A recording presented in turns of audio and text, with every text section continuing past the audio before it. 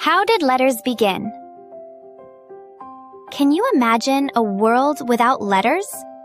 Without them, we could not read books or record important promises. Could knowledge grow and pass on as it does today?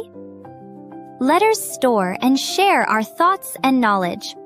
Like stacking items in a warehouse, we store knowledge with letters. Without letters, we could not have passed what we learned to the next generation, and science and technology would not have developed as they have today. So how did letters begin? Long ago in Mesopotamia, farming developed and created a need to record the number of livestock and the amount of grain. They needed answers to questions like, how much grain remains? And how many animals are there? So, they began to draw pictures to record them. Over time, these pictures became simpler and turned into lines. The Sumerians sharpened the ends of reeds and pressed them into clay tablets to carve symbols. Because the marks looked like wedges, we call this system cuneiform.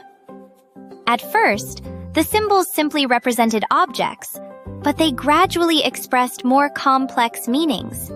For example, the Sumerians combined the symbol for bread with the symbol for mouth to create the meaning to eat. Can we also create new meanings in this way? Around the same time, Egypt developed hieroglyphs. These symbols looked like pictures, and they were visually beautiful. At first, they represented objects themselves, but over time their meanings expanded. For example, the symbol of a lion came to represent not only a lion, but also courage. In this way, a single image came to carry two meanings. Another change took place. In a small port called Byblos near Mesopotamia, different cultures mixed and a new writing system emerged. Semitic people created letters in a simpler way, focusing on sounds.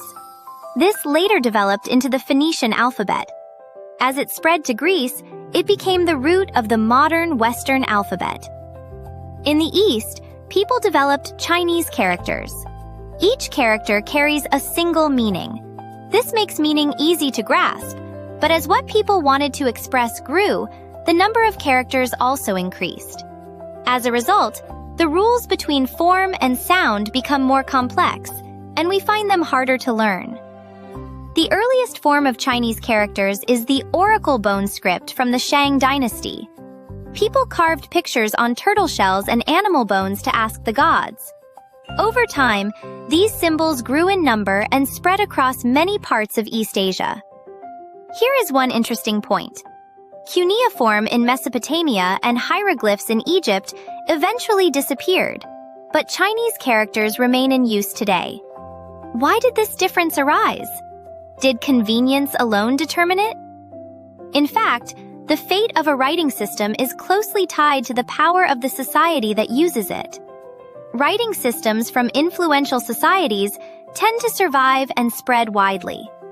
For the same reason, the alphabet is widely used today in computers and on the internet. What will happen in the future? As technology advances, we may use far fewer letters than we do now. But one thing is clear. Letters are not just symbols. They are the result of how human life has evolved. Even the letters we are using now come from a very long history of change. Is that not remarkable?